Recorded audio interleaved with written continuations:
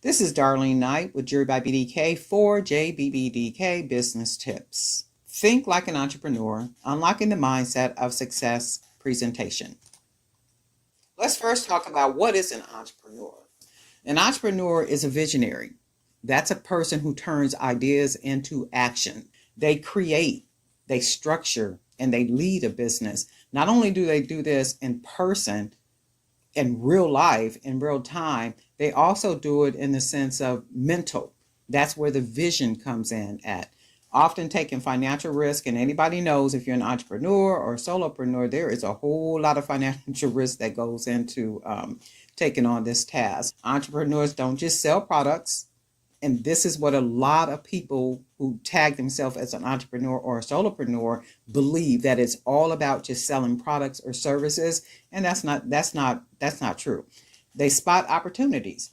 And if you're an entrepreneur and you have a product or service, you have to be able to spot the opportunities that is going to allow you as a solopreneur or the entrepreneur to scale your business. That's where scaling your business comes from. You have to be able to spot those opportunities, take bold initiative, and then build something impactful from the ground up. And generally, good entrepreneurs are able to see that. They're visionaries. They can turn ideas into action. They're able to spot opportunities.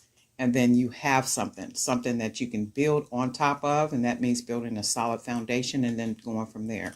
Let's talk about what an entrepreneurial mindset is. All about innovations. It's a way of thinking and behaving that drives innovation, resilience, and strategic decision making. Also, it's more than just starting a business. It's a mindset of value, creation, problem solving, and ownership. Entrepreneurs don't wait for opportunities, they create opportunities. We just talked about that. You have to be able to spot the opportunity. You have to be able to be a person of action and a person who has vision. If you don't have any of that, those traits, it would be very difficult to be an entrepreneur or solopreneur, or even an artisan who is trying to get their product seen by the market. Let's talk about key traits of an entrepreneurial thinker. One is vision oriented, and we just kind of touched on that. Two is self-driven. You got to be able to encourage yourself. And I know there's a Bible scripture that talks about to encourage thyself. Number three, curious and constant learners. And I am always talking about learning. You got to educate yourself. You got to keep learning and learning and learning. Free information is good stuff, but there are times when you really have to pay for some information. Like you really have to pay for a workshop. You really have to pay for some type of training. And it all makes sense if you're trying to grow your business from the ground up. And number four is comfortable with risk. As you know, as entrepreneurs or solopreneurs, there is always some risk involved. There is always some type of risk involved. That is just a given. That is a part of the landscape as an entrepreneur, and it is what it is. Number five is resilient through failure. Understanding that failure does not mean it is the end. Failure is basically feedback that you can learn from, and you have to be resilient. You have to be able to jump back. If something fails, if it doesn't come through like you thought it was going to come through, that's okay. Use it like analytics, because that's basically what it is. It's feedback, analytics. You take it, you learn from it, you pivot from it, and you make it, keep working for yourself. And number six is action oriented. Any true entrepreneur that we know, they're action oriented. You can't stop them from doing something. It's like they have the vision, they understand the direction that they're going, and they're very action oriented. And number seven is customer focus. They've always got their customer in mind as they build. This is a really good one. Employee versus entrepreneur mindset. And this one takes a little focus. And if you worked a job for any length of time, it takes a minute to kind of get away from this employee mindset.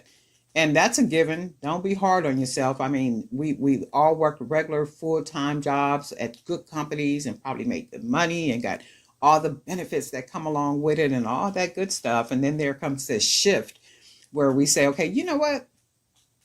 I have a talent here, or I can make this, or I can do this. I can provide a product or a service. And I want to start my own business. I want to be an entrepreneur or a solopreneur. And it does take a minute for a mind shift, and don't be hard on yourself if your mind hasn't shifted from employee to an entrepreneur mindset as of yet. It'll happen. So just let's touch on some things. Trait, security. Employee, a job gives us security many times, but when you look at the landscape right now, with a lot of these jobs, the security is not like the security used to be. So that's what an employee mindset is. It's a job, it's salary, that money is coming in like it's supposed to come in once a month, every 2 weeks, every week, however one gets paid. But the entrepreneur mindset is creating value and income. So not only are we trying to create some type of income, and we don't want just necessarily passive income coming in either. We want income coming in, income that is going to sustain us, but we also have to be creating some type of value as well. Direction, the trait, direction. An employee mindset follows the rules. That is what we're conditioned to do. I know there's a lot of graduations this year, and I'm looking at all these young people and they're graduating with their degrees and all this kind of stuff. And they've just went through 4 or 5 years of being conditioned to follow rules. And that is generally what college is all about. I'm not knocking college because I'm a college graduate, but I'm just saying it conditions you to follow the rules. An entrepreneur mindset sets vision and direction. That is what it's all about, because you have to build a foundation, and then you have to have the wherewithal and the vision to be able to build on top of that foundation. And then another trait, risk. An employee mindset avoids risk. At all costs, they avoid risk. And why is that? Because it's their job, it's their salary that is at risk. And they're not trying to risk that if that is their sole financial situation that sustains them. An entrepreneur mindset is they manage risk. And if you practice managing risk as an entrepreneur, I think that is a trait or a skill that will carry you through your entire life. I mean, it's just something about being able to manage risk, understand risk, and then be able to move from there. And then another trait is problem solving. An employee waits for help. And generally they have to wait for help because it's not theirs. They work for a company, and that company has rules and policies and regulations and all these type of things. So they have to wait it out. An entrepreneur mindset finds or builds the solution. Even working for a company, if you have an entrepreneur mindset, you do this. You find or build the solution. And many times that type of mindset will get you into a situation, not a positive situation, with a company, because they don't want you to think like that we don't need you trying to find solutions and things like that. And if you are that type of thinker with a company, they will take advantage of it and use it. But many times people don't get promoted, or they don't get, the financial rewards that they should get, and those type of things. And then also a trait, ownership. An employee mindset is task driven. It's task driven because we have been conditioned from college. If a person went to college, we have been conditioned as a task driver. We have been conditioned to follow the rules. We have been conditioned to wait for help. Not an entrepreneur mindset. We're outcome driven. That is how our minds work. We're outcome driven. We don't stand around and wait for anybody to tell us how, when, what, or where. And those type of people that have an entrepreneur mindset, they don't work well in corporations because it's not how their minds work. Our minds don't work that way. So you find yourself many times, you'll find entrepreneurial mindset people, they will go from job to job many times because they don't fit into that normal structure, that normal corporate structure of how they want you to think. They want you to think this way. Job, salary, follows the rules, avoids risk, waits for help, and you're task driven as it relates to benefiting the company. And when your mind is not set like that, and it's the opposite with the entrepreneur mindset, creating value and income, you set visions and direction, you manage risk, you find or build solutions, and you're outcome driven, you don't work well in corporations. It's the reality with a lot of people. Core beliefs that drive entrepreneurs. Motivation. Got to be self-motivated. I am responsible for my outcomes. And we just talked about that. It is a outcome-driven mindset. I can't stand around and wait on anybody. I got to do this myself. I got to take ownership of this. I got to be accountable for this. Remember this, failure is feedback. It's not defeat. And many times people will accept that failure as a defeat. Like, oh man, I can't do this. This is not going to work out. Oh, wow, this happened. And well, no, no, no, no, no. Hold on a second. Stand still. Failure is just feedback, like analytics. You take it, you look at it, you see how you can grow from it, you pivot, or maybe even go into a different direction. All is saying that failure is telling you that, okay, this is not going to work. So you do got to figure something else around it. And that's all there is. There's always a way. No matter what it is, there is always a way. And that way may not be the same way that everybody else does it. That's where innovation comes in at. That's where innovation comes in at. That's where outcome driven comes from. It's not like the way everybody else does it. And you don't want to be doing it the same way that everybody else does it. Create value, not just products. Create value, not just products. You got to have some value. And what is that value? Only you know what that value can be when it comes to your product. Now, 5 people at an event may have amethyst stretch bracelets, right? So as a customer, I can go to 5 different tables, and all 5 of these tables basically have the same type of bracelets or earrings or necklaces, right? There's no value in that. That's pretty generic. Those are generic products that I can get at any one of these 5 vendors, right?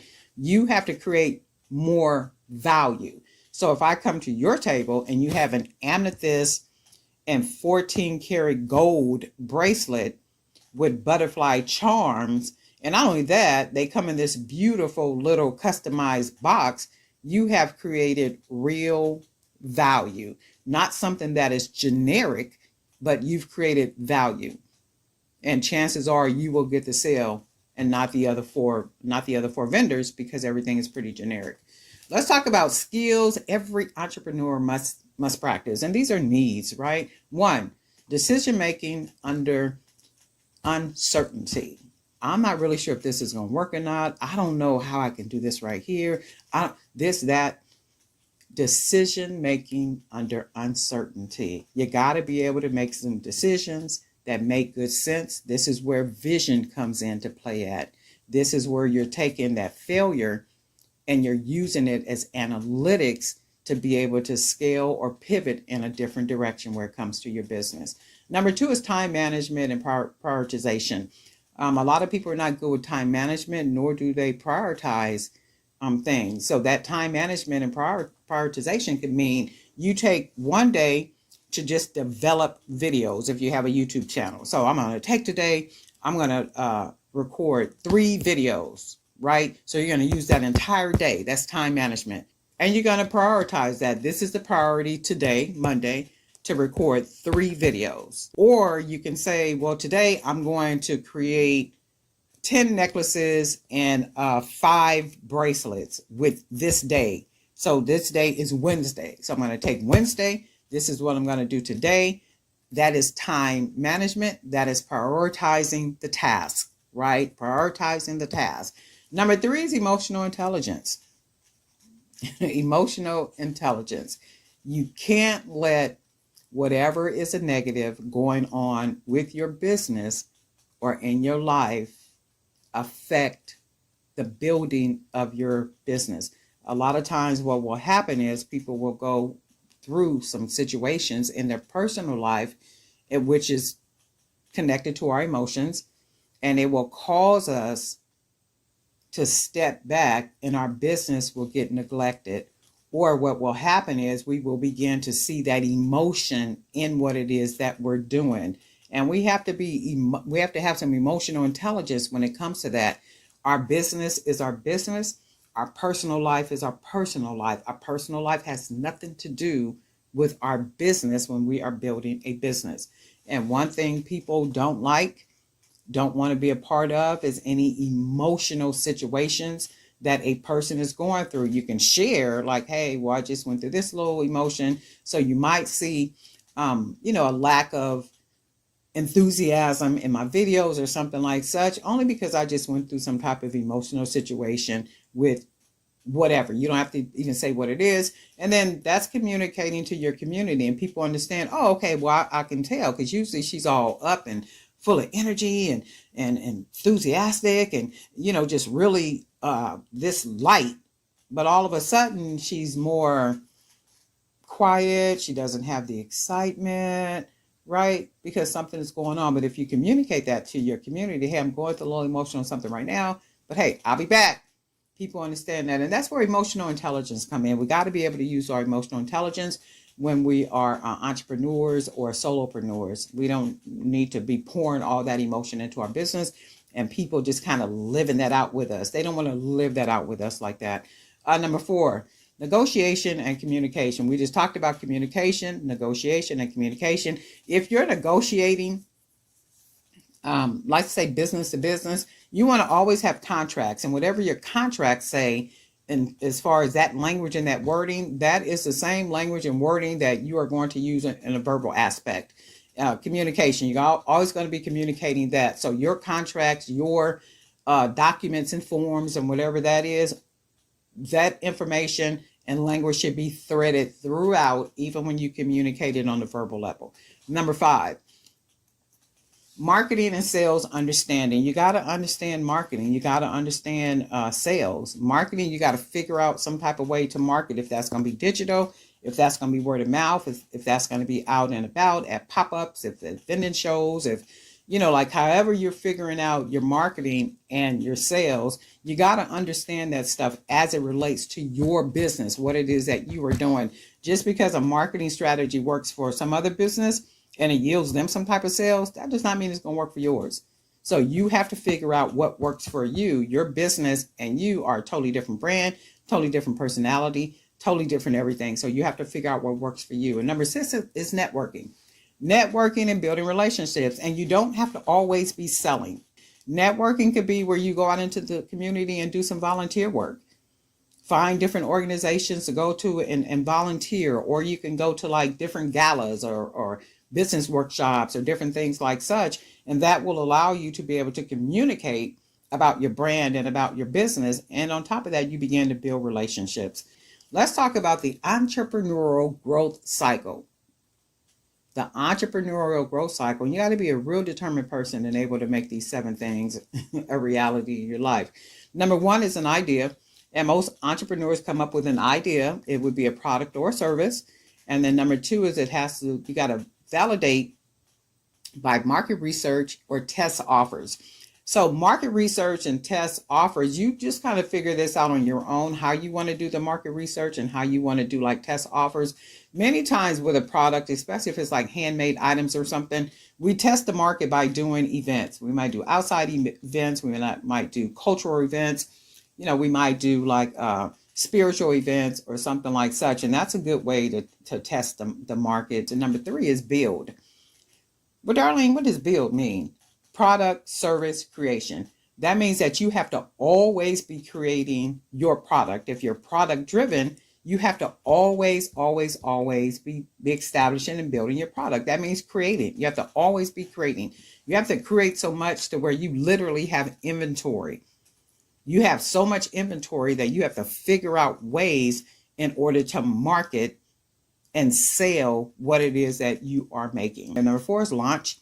Marketing and selling. We just kind of touched on that part, but marketing and selling, you have to figure out a marketing strategy for you, a marketing product for your product, and selling. That is all on you. And remember, what works for another brand or company does not always work for everybody else. So you have to figure it out how it works around your business's personality, the way that your business operates. And number 5 is learn. Feedback, failures. Remember, feedback is analytics. Failure is also analytics. It allows you to be able to improve or pivot and refine what it is that you're doing. And that could be your marketing and selling. So if it doesn't work the first time, now you got to figure out something else. Maybe I'll do some digital marketing, right? Maybe I'll do some email marketing. Maybe I'll do some live marketing. Maybe I'll just go out and do pop-ups. Maybe I'll do whatever it is that you figure works well for your brand's personality. And number 7 is to scale. And the only way that you can scale is as an entrepreneur, you have to be able to understand that feedback and failures are analytics that will allow you to pivot and refine your business. And in that, you should be able to spot opportunities that are going to allow you to scale. And if you don't have an eye for that and you don't see it, you'll be stagnant as a business. Vision and goal setting like a CEO, okay? Like a CEO, Chief Executive Officer. Set a compelling vision for your business. And this is where the vision comes in at for entrepreneurs or solopreneurs. You have to see past today. You have to see past making product and saying, oh, okay, well, I'm going to just go to that event and just sell at that event. And if that is what an individual wants to do, that's cool stuff. But we're talking about growth here. We're talking about having an entrepreneurial mindset. We're talking about establishing something that you can build on top of and keep building on top of and keep scaling and scaling and scaling to where you look up and you have a sustainable, profitable business. That's what we're talking about here. And then you want to break it down into quarterly SMART goals. Also, I'm going to give you a assignment. Go research what SMART is, SMART. Go research that and then come back and post it in the comment section and let me know what you found. Also, use reverse engineering. Start from the end and plan backwards. Like, what do you see your vision? And you start at the end and then you work your way back. And when you're working your way back, it's like, okay, well, how do I get to that vision that I see? My loft on the top is a coffee house, and on the bottom, I have this boutique that is full of eclectic pieces, and it's thriving, and people are just all around. And how did you get there? So that's what that means when it says use reverse engineering. Write it from the back, the end, and then come all the way to the beginning. Mini exercise.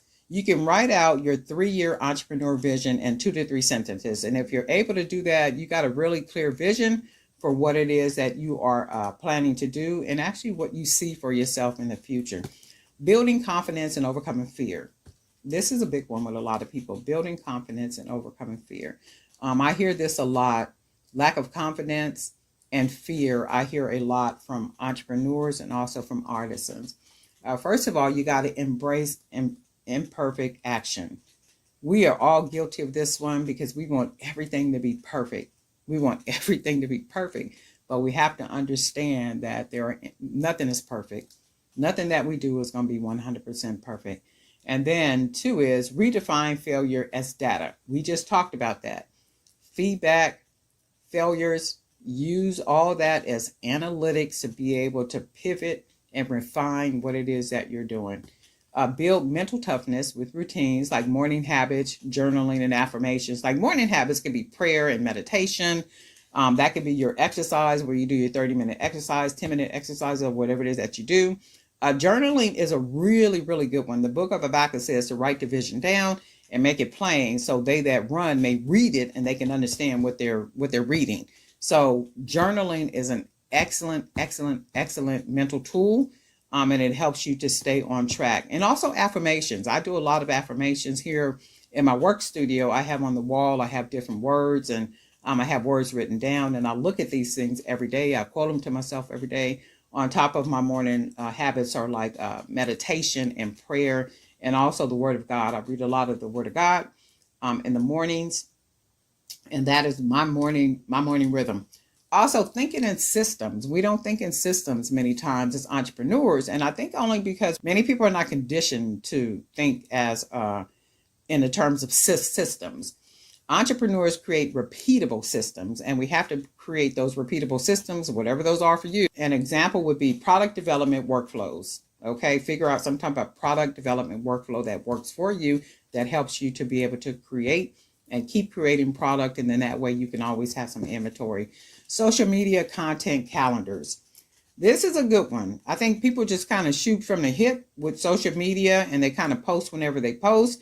And you got to always be showing up when it comes to social media content. You may need to have some type of planner or some type of calendar. And then what happens with that is that establishes consistency, right? And then also email marketing funnels. There is an ebook on my website at www.jbbdk.com, and it's all about email marketing. So that's a really good book because there are several different ways to email market. And I don't think a lot of people know them. They're very simple, very easy methods in which one could use, but that book is on the website.